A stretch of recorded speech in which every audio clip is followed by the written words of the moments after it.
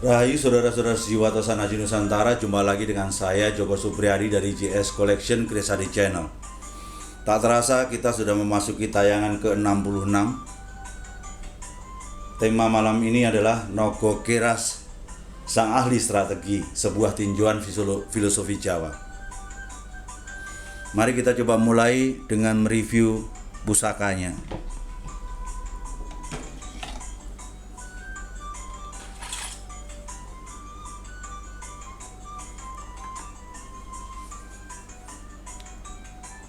Ketika kita melihat dari kejauhan, nampak Luk 5. Kita coba bawa lebih dekat.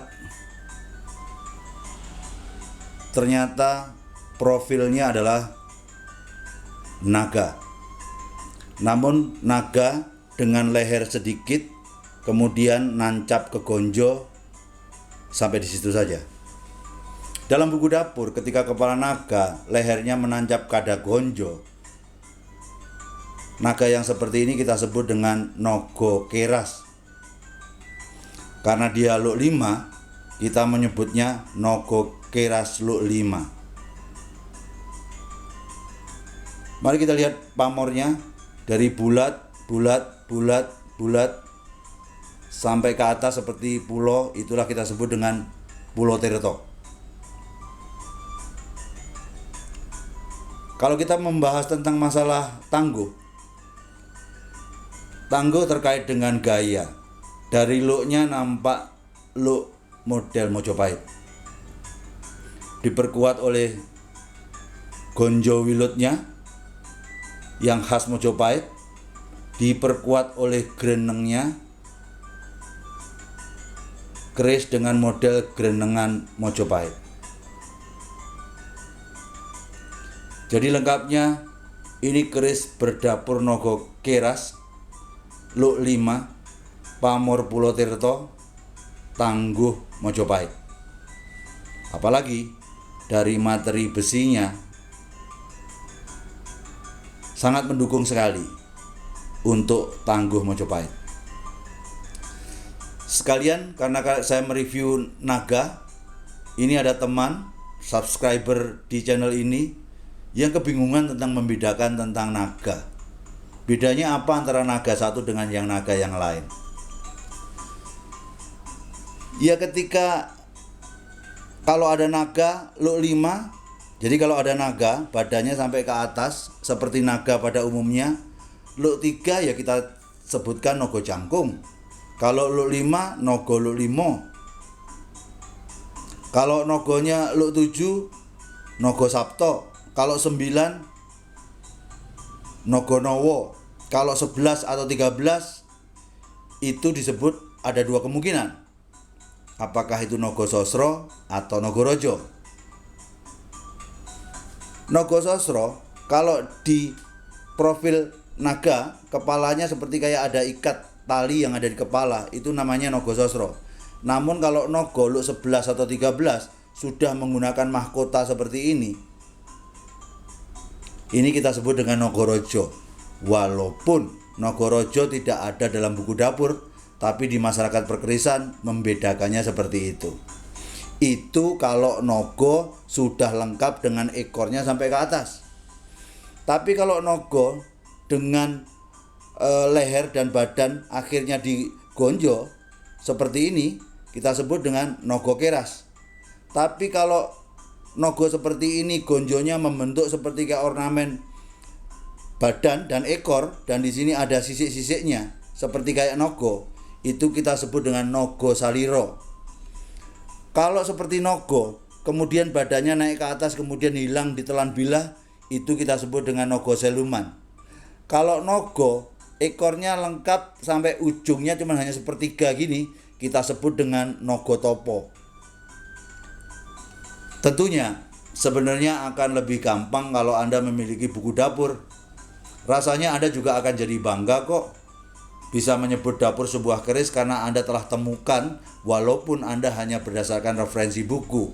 Belajar mandiri sangat membahagiakan saudara-saudara.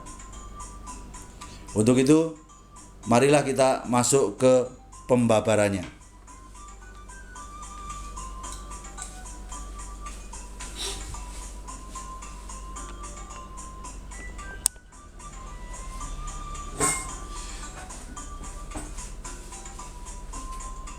akibat work from home sampai lupa cukur. Tidak apa-apa, karena rasa rindu ingin berjumpa, ya kita mulai aja tayangan ini.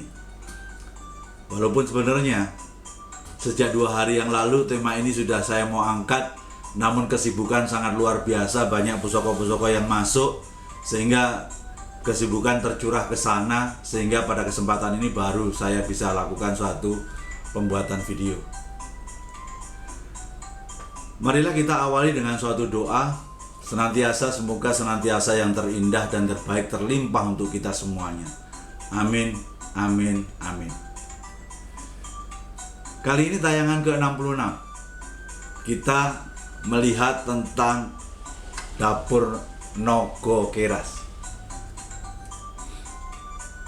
Dalam filosofi perkerisan, Nogo sendiri itu disimbolkan untuk fungsi kepemimpinan. Jadi Nogo seolah-olah adalah untuk fungsi leadership. Namun kali ini Nogo keras. Sekali lagi, saya tidak mengatakan keras, tapi keras. Karena keras itu adalah merupakan sesuatu ungkapan Jawa. Jadi kalau Anda pengen tahu keras, itu adalah atos. Tapi kalau keras, itu adalah artinya siasat, mensiasati. Seperti kayak strategi. Jadi secara gambaran awal, Nogo Keras ini adalah ingin memberikan semacam satu kesempatan kepada seorang pemimpin agar dia teguh dalam suatu tujuan, namun fleksibel dalam suatu tindakan. Seolah ada semacam sesuatu istilah banyak jalan menuju Roma. Mari kita lihat lebih dalam lagi. Again, ini Nogo keras, bukan keras. Jadi keras itu lebih ke arah suatu siasat. Ambil suatu contoh saja ya. Keras itu seperti ini penjelasannya. Di Jawa itu ada semacam adat, tapi tidak berlaku untuk semuanya. Tapi sebagian keluarga sangat mempercayai adat ini. Ketika ada sebuah keluarga punya anak yang lahir di hari Sabtu Pahing. Dalam hitungan Jawa, Sabtu itu 9, Pahing itu 9, dijumlahkan 18, itu merupakan suatu jumlah yang tertinggi. Dipercayai kalau punya anak lahir di Sabtu Pahing, itu kebanyakan akan menyusahkan keluarga itu. Mungkin anaknya akan keras kepala dan lain sebagainya. Makanya anak itu harus dikeras, harus disiasati. Makanya ada sebuah ritual sederhana, yaitu ritual buang bayi. Cara mengkerasnya seperti itu. Jadi si ibunya nih menggendong bayi itu dibawa di kebun. Seolah-olah diletakkan di kebun, seolah-olah bayi itu dilepaskan atau dibuang. Setelah ibunya pergi, di belakang ibunya ini ada neneknya. Nah, neneknya datang, seolah-olah dia menemukan ada bayi.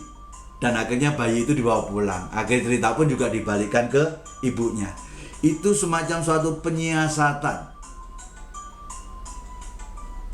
agar Sabtu Pahing yang sangat menyusahkan itu tidak lagi menyusahkan. Bahkan ada sesuatu cara yang lainnya, ketika ada suatu keluarga punya anak dilahirkan Sabtu Pahing, sejak kecil itu pun seolah-olah diserahkan ke neneknya. Itulah yang kita sebut dengan keras, bukan keras. Kenapa saya ingin mencoba menjelaskan tentang keperbedaan kayaknya sederhana, tapi maknanya menjadi berbeda. Jadi kalau Nogo Keras itu adalah seorang pemimpin yang penuh dengan suatu strategi. Kalau nogo keras seolah-olah seorang pemimpin yang mungkin keras kepala atau apa seperti itu, ya akan jadi beda maknanya. Memang kalau kita bicara budaya Tosanaji, itu sering banyak diwarnai oleh istilah-istilah Jawa. Ya wajar, pusat perkembangannya dulunya dari Jawa. Untuk itu, setiap ada suatu kesempatan walaupun sederhana, saya coba untuk meluruskan kali-kali ini walaupun sederhana bisa berarti. Karena walaupun sederhana kalau kita salah, cerita jadi berabe. Itu nogo keras. Ada lagi cerita contohnya, jaran guyang. Jaran guyang dibersihkan. Tapi di masyarakat banyak disebut jaran goyang. Jaran yang bergoyang-goyang. Seolah-olah di masyarakat disebutkan bahwa jaran goyang itu adalah sebagai penakluk cinta seorang perempuan yang tidak mau kita coba dekati. Makanya minta empu untuk membuatkan jaran goyang agar kita buat seorang wanita yang tidak mau dengan kita itu akhirnya jadi takluk pada kita. Pertanyaan saya adalah, apakah sebegitu rendah seorang empu harus membuat keris dengan filosofi seperti itu? Empu pasti akan tahu rezeki, jodoh, pepesti itu Tuhan yang punya. Makanya saya yakin tidak ada empu yang mencoba melakukan ke arah situ. Yang betul adalah jaran guyang. Jaran adalah simbol maskulinitas, kejantanan. Jaran itu difilosofikan adalah sebuah ego. Makanya jaran guyang itu adalah ego yang diguyang, yang harus dibersihkan. Karena musuh terbesar manusia itu adalah egonya sendiri. Jadi jaran goyang itu menjelaskan kepada kita bahwa kalau Anda ingin mendapatkan suatu perjumpaan dengan Tuhan yang Maha Kuasa, Anda harus berhasil untuk melepaskan ego-ego Anda, harus Anda bersihkan. Jadi jaran goyang, bukan goyang. Ada lagi sebuah istilah yang salah kaprah saya sering dengar di perkerisan. Banyak orang mengatakan buntel mayit. Yang betul adalah buntel mayat. Ini adalah nama pamor. Kalau mayit itu adalah orang yang meninggal, dibuat semacam suatu dikafanin, itu kita sebut sebagai mayit. Tapi kalau mayat itu arti sejatinya, mayat itu naik perlahan tapi pasti meningkat lebih baik, lebih baik, lebih baik, lebih baik. Jadi mayat itu ada sesuatu kenaikan yang gradual tapi pasti naik ke atas. Jadi buntel mayat itu baik sekali. Tidak bisa kita sertakan bahwa keris itu ini cocok untuk si A, cocok untuk si B, tidak cocok untuk si C. Tapi kembali lagi cara pandang Anda. Kalau saya sudah jelaskan kepada teman-teman sekalian bahwa isi keris adalah cuma doa. Berarti kalau doa, semuanya cocok untuk kita. Tinggal doanya sesuai dengan yang kita ikhtiarkan atau tidak. Makanya dalam istilah mayat tadi ada di buku dapur Luk 3 namanya dapur mayat.